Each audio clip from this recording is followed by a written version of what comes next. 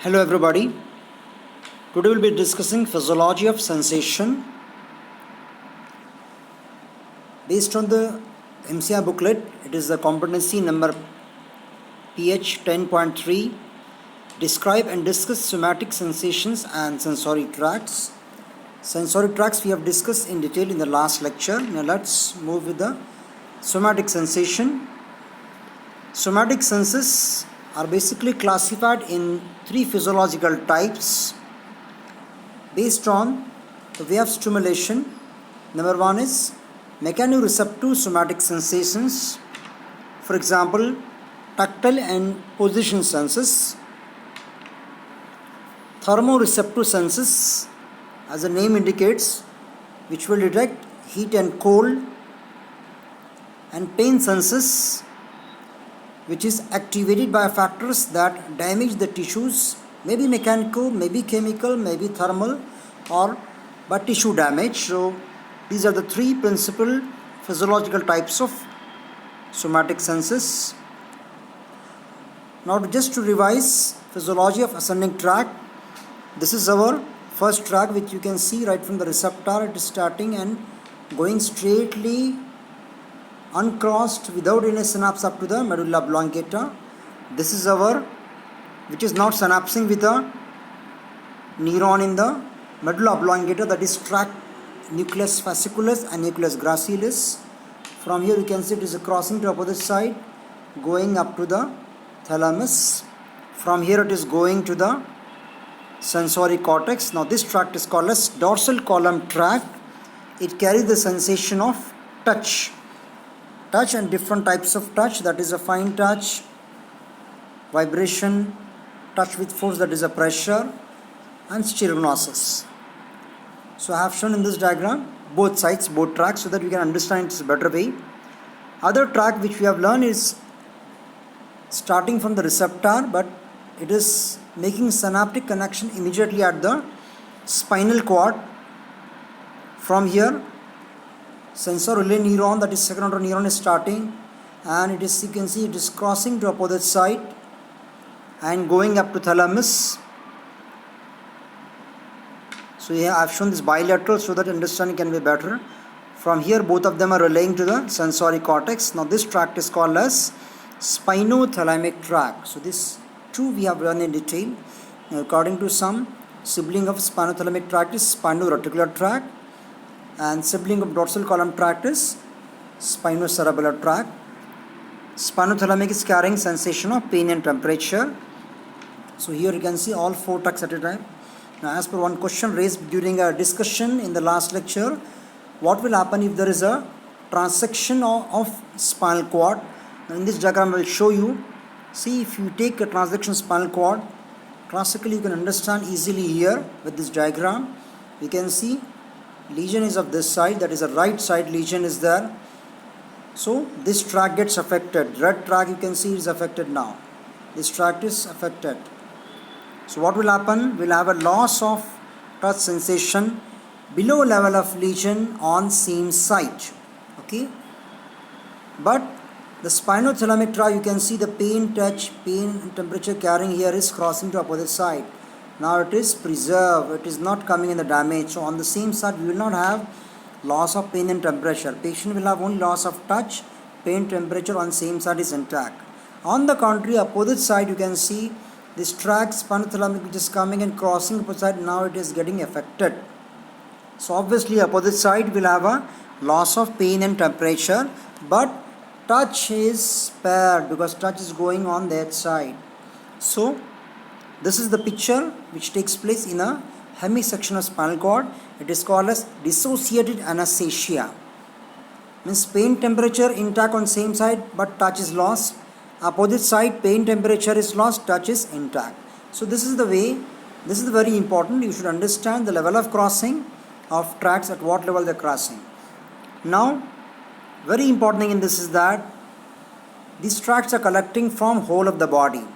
So level, at what level it is very important. At what level of spinal cord you are receiving this sensation. So for this it is very important concept. This is the concept of dermatome.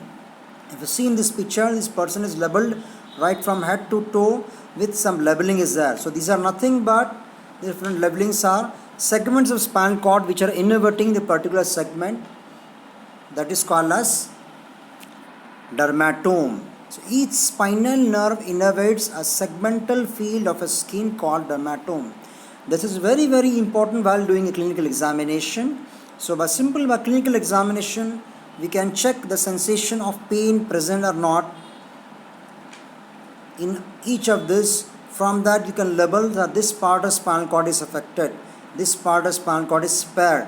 So by this touch, pain, temperature, sensation, by checking at different dermatomes, we can indirectly predict which segment of the spinal cord is affected. If you recall, I have told that spinal cord grossly divided into 4 segments: cervical, thoracic, lumbar and sacral. In that again further divisions are there in the cervical, thoracic, lumbar, sacral.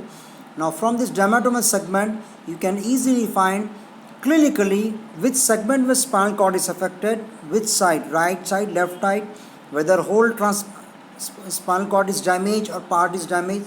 So that is the importance of clinical examination. So if you have this picture in the mind of different dermatomes, you can easily evaluate a patient clinically without taking any X-ray or any CT scan. You can have an idea which segment of spinal cord is affected. Now this chart we have seen in detail. Now one question should come in the mind. See, we are giving a stimulation to the skin here.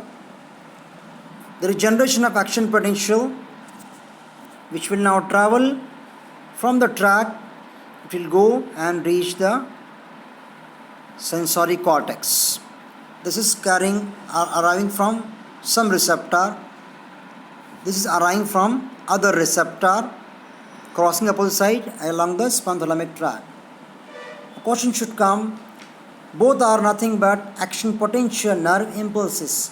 Now how this brain interprets this sensation as different and this as different. So this question should come in the mind. So the question is, all the nerves, tracts, fasciculus, lemniscus and radiation, which already we know these are nothing but axons of the respective neurons, they are carrying action potentials. How the brain interprets this inputs as touch, pain, temperature and proprioception. How this? So this is called as basically coding of sensory information. Impulses are coded, now the brain will decode them. Just like computer is there, coding, decoding, same principle works here. Now let's see, the different theories are explained by different scientists. Up to our current knowledge, these are the theories are available. Maybe scientists from your batch may put some good concepts so that we'll have a better understanding. But current understanding is that sensory coding is basically converting a receptor stimulus to a recognizable sensation.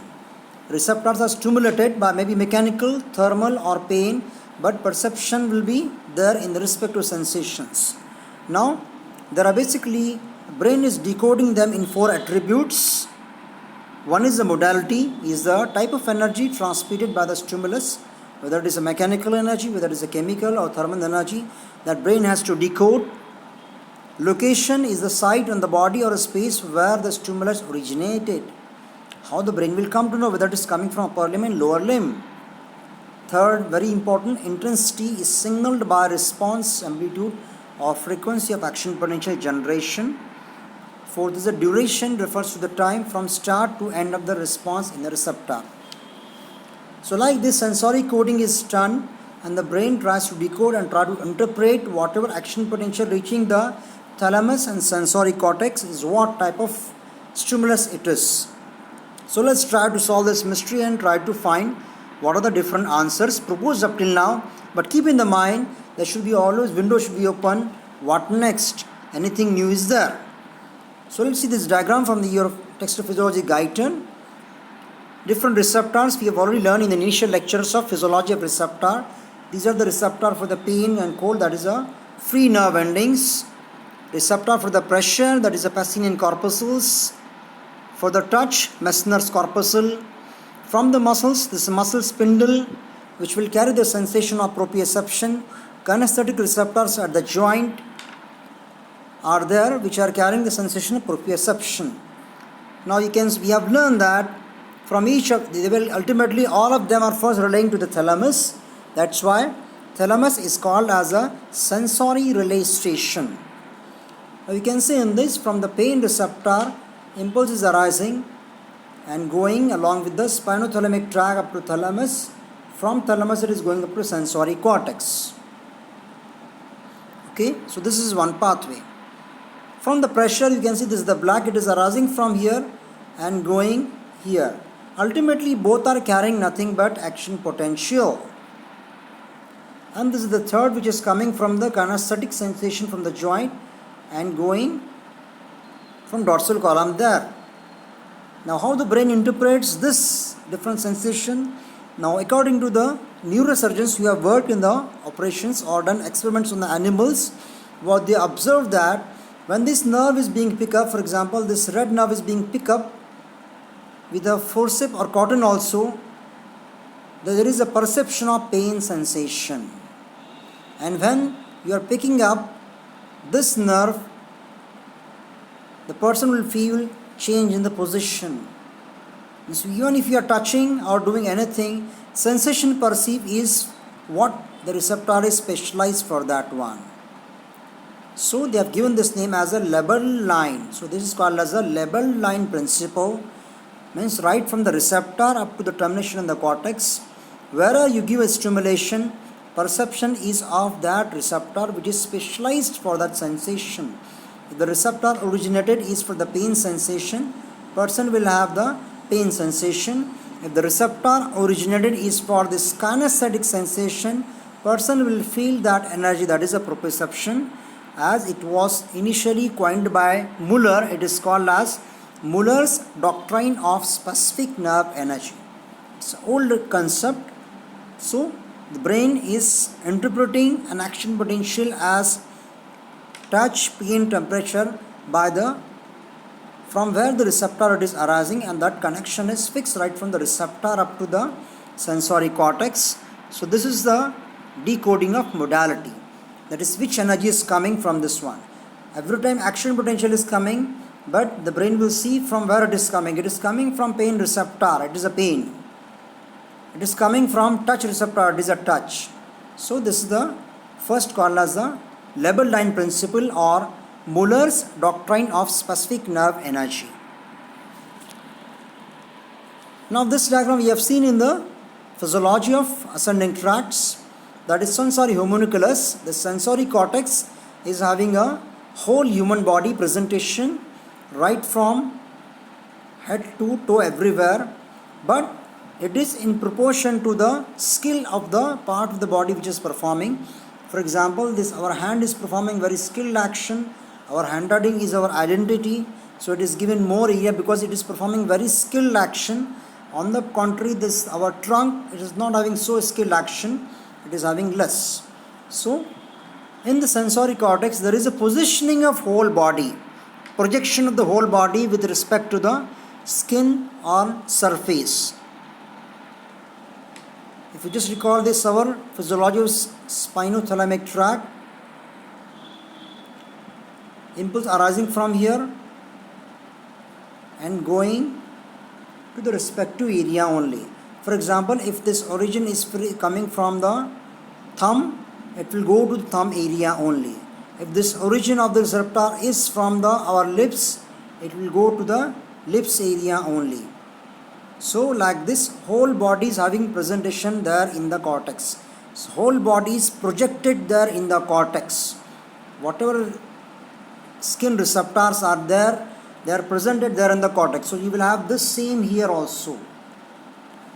So there is a whole body projection. From wherever it is starting, it is ending in the respective region only. So this is called as basically law of projection. Means the receptors are projected in the respective area of the cortex. This will understand in a better way with a good clinical example. See, this is you can see all the nerves are there which are coming and joining the tracts and going up to the respective areas. Okay. Now, some patients are unlucky to get an accident and they may lose some part of the body. For example, this person, army soldier, he lost his foot, or a person who lost his foot during a accident, or maybe because of a damaged foot, we have to do amputation. So this limb is lost now. See what will happen because of this now. We are having the nerve which are arising from here, which were having connectivity, but now connectivity is lost. Now this part is now covered by the skin, which is normally not covered by the skin. Okay. See what will happen now. If you stimulate this part, maybe by external stimulus or simply touch coming from the surrounding skin which is irritating the nerve, there is generation of action potential which will travel along the same pathway of the sensory nerve, ascending tract, and going from thalamus up to the sensory cortex. Now it will now reach to this part of the cortex. Now it has reached. Now where it has reached, where it was destined to go, from which receptor it started. From where it started? Started from this receptor.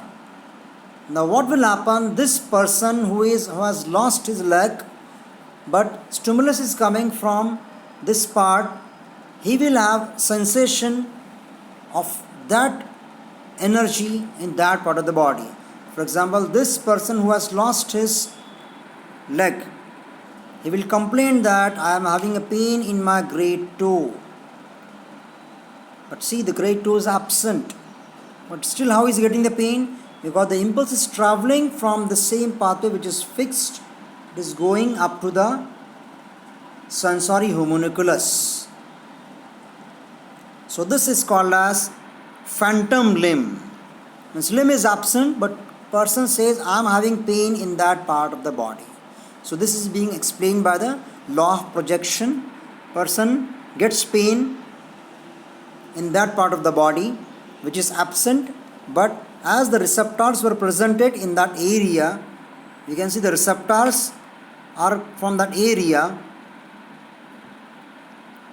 So this is the projection in the cortex for grade 2. The grade 2 location is there. Grade 2 is absent, but the path is intact. Okay. So brain will perceive it as if it is coming from the grade 2. So this is called as a law of projection. It explains the pathophysiology of phantom limb. Now, the third modality, that is intensity. How the brain interprets the intensity is mild, moderate, severe. Suppose now we are pricking a pin now, okay, with gentle force to this area only. So what will happen now? Only 2 or 3 receptors get stimulated. Impulse will travel from sensory nerve, spinal cord, thalamus to the cortex. And cortex will have a stimulation of 3 receptors only. You to perceive this as a weak stimulation.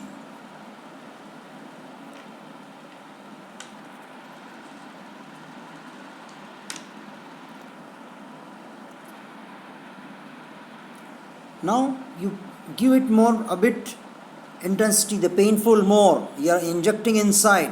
What will happen now? More number of receptors are stimulated. Area has increased now. So more receptors will be there. Brain will perceive this as a moderate stimulation. Now you further increase the strength of stimulus. Now what will happen? More number of receptors are stimulated. So indirectly, based on the number of receptors stimulated, brain will interpret this as a mild, moderate and severe intensity. So in this how the brain will differentiate different types of stimulus of strength, mild, moderate, severe. Now this can be better explained with a law which was explained by Weber, later by Freshener. This law states that gradation of stimulus strength are discriminated approximately in proportion to logarithm of stimulus strength. For example, a person already holding 30 grams weight in his hand can barely detect an additional or reduction of 1 gram weight. If you make it 31 or 29, he will not differentiate increase or decrease. It has to be more. Or when already holding 300 grams, he or she cannot barely detect 10 gram increase in weight. That means in this instance the ratio of change in stimulus strength required for detection remains essentially constant, about 1 to 30. So it is the logarithm of that one. So if the difference is that much proportion, then only will perceive the change in stimulus, otherwise not. For example, from 30 gram, if it is 31, will not differentiate. It has to be in proportion, logarithm of that one only. So through that only we are able to differentiate, otherwise not. So this law, gradation of stimulus strength are discriminated approximately in proportion to logarithm of stimulus strength. So stimulus strength has to be proportionally increased for the appreciation of that stimulus change. So you can see here number of stimuluses. Here it is more, brain will perceive as more. Here stimulus are less, frequency is less, brain will perceive as less. See the difference. So based on this, brain will perceive the strength of stimulation. Now next, duration. In case of receptor, there is a concept called as, if the stimulus of a constant strength is maintained on a receptor, sensory receptor, the frequency of action potential in its sensory nerve declines over a period of time. If you constantly maintain a stimulus, the response declines. It is called as receptor adaptation. It is very, very important. It is very good, helpful for the daily life also. The degree to which adaptation now again varies. Some receptors are very rapidly adapting. For example, touch. It's a blessing that touch adapts. That's why we are not distracted continuously by our clothes. Those clothes are touching it constantly. If you are feeling touch sensation, you will get distracted. But it adapts immediately. On the contrary, some are very slowly adapting receptor, which must adapt very slowly. For example, our position sense, our muscle spindle. If they adapt rapidly, we lose our sensation of our posture, our pain. If you adapt immediately, you will not get whether you are getting painful stimulus or not.